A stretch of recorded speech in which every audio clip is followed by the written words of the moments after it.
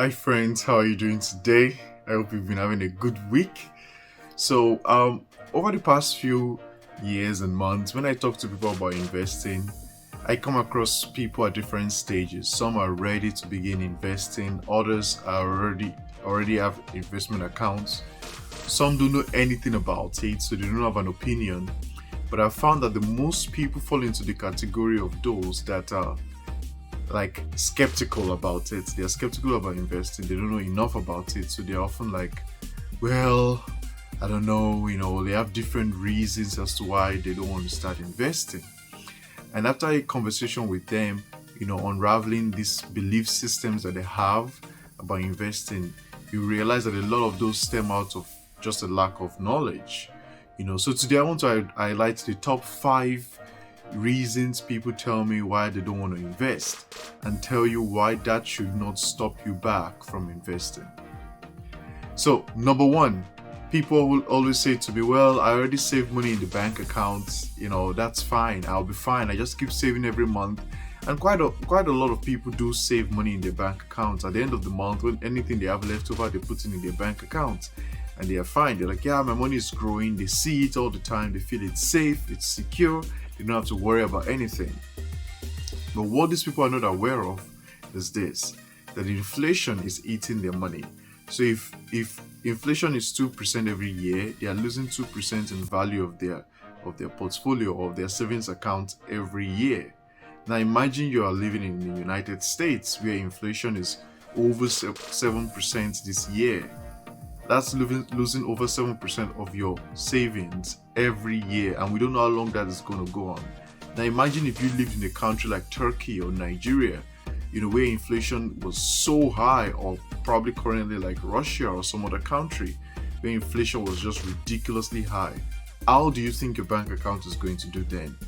The money you saved up all the years suddenly cannot buy the same things you used to buy before. So inflation is a major reason as to why putting your money in the bank account is not going to grow, and it's not a reason for you to not invest. It doesn't grow your wealth, it just keeps it there. It's like a farmer who says, I have seeds, I keep them in the silo or in the barn. I don't plant them, and someday I'm going to be rich. No, you're not. You're just going to have seeds. You get rich by planting the seeds that you have, which then grow to give you more. Okay, so the number two reason is actually more common than the first one, and people always say this to me: I'm going to invest someday when I have more money, or when I have a better salary, or when I'm in a better financial situation. Most of the time, meaning they need more money. Well, that is actually not how life really works, because there's something called lifestyle inflation, which means as your income rises, your expenses also rise. So let me ask you a question: how many of you make more today than you did 5 years ago? And yet, how many of you today are still living paycheck to paycheck? You see, over the last 5 years, or even 2 years, or even 1 year, your expenses rise to the level of your income. Which means if you make more money tomorrow or next year, your expenses will also rise. So you're always going to be stuck in that situation of always looking for more money. And it's not the amount of money you have that matters, it's how you apply that money to grow for you. You see, for less than 120 francs, you can already buy a share of the entire stock market today.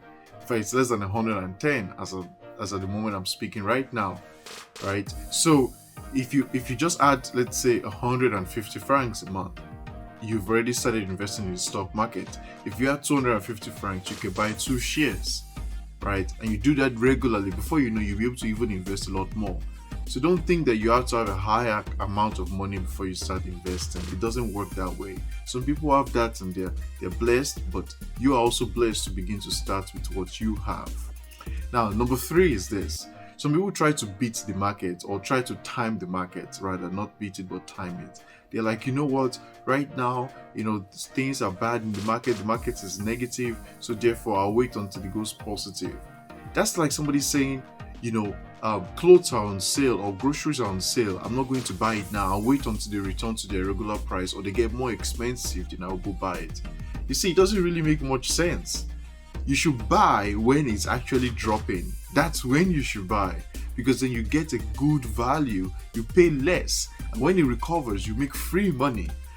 So don't try to time the market. No one knows the future. If anyone knew the future, they will be super duper rich, like trillionaire status, or even more, gazillionaire or something. You know, like don't think that you can time the market. No one can time the market. No one knows what's going to happen tomorrow. Yesterday I was watching some news and they were saying how tomorrow the stock market is going to go down. That's today. Things are going to be bad. I woke up this morning, checked my accounts. My portfolio is up significantly. It's up more than it's been up this entire week. Yet, if I had listened to the bad news yesterday and sold, I would have lost a lot.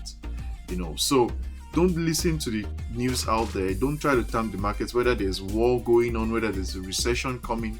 Just keep investing. Don't try to time the market. Now, number 4, people believe that investing is risky. Now, they are right. But then the question is, what is not risky?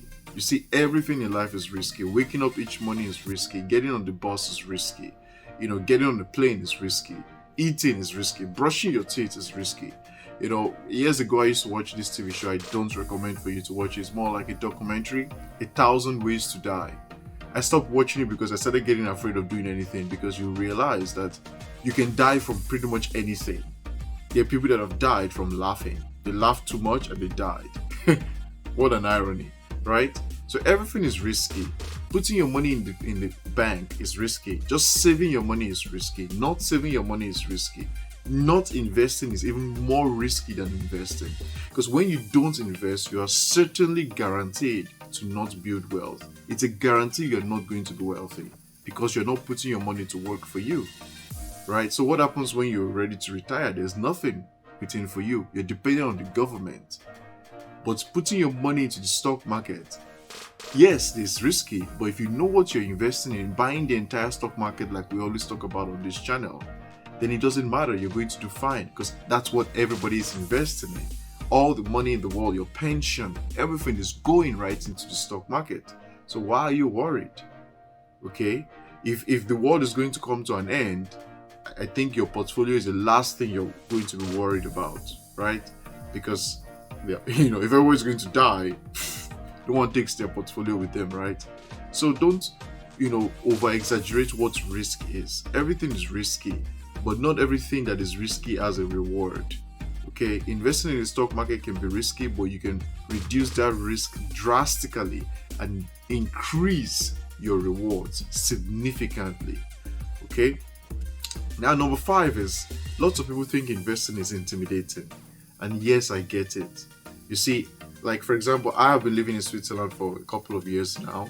When I first came to Switzerland to learn German, I felt German was intimidating, and there are still some days I feel that way. But the more I learned about German, the more I learned it and studied it, the more I understood it, and it became less intimidating. It's the same with anything. All things are intimidating when we don't know them. So your solution for that is knowledge. This knowledge you have access to is what makes it not to be intimidating. You can become more familiar with these concepts, more familiar with the topics of investing and how to invest. And before you know, maybe you even start teaching others how to do it. So don't be intimidated by your lack of knowledge. Gain access to knowledge, and then you'll know exactly what to do. And that brings me to something. We are launching our stock market investing crash course. It's a 6-week course for beginners. If you don't know anything about the stock market, or you know very little and you're not sure about it, it's a course. It's very, very easy to understand. It's less than an hour a week. It takes you from nothing, not knowing what a stock is, not knowing how to invest, all the way to having your own investment account open, how to deposit, which investment broker should you go to, how to buy, where to sell, everything. We take you through everything you need to know about investing in the stock market in 6 weeks with less than 1 hour a week. And you can finish it much earlier than the 6-week period if you wanted to. So if you are interested in this, let me know. Leave me a message or a comment and I'll share the details with you. We're going to open it exclusively to just a few people. So I'm going to put a link below for a sign-up sheet for those who want to, participate on time and sign up to the waiting list for this course. So if you're interested, I highly recommend you sign up, because once we launch it, we're going to open it for just a few people. Okay, so That's all I have for you today. Don't let anything hold you back from building wealth. It's very important for you and for your family and those that depend on you. You can be in a far better place tomorrow than where you are today. But it all determines and it all depends on the way you learn and what you do with the knowledge that you get.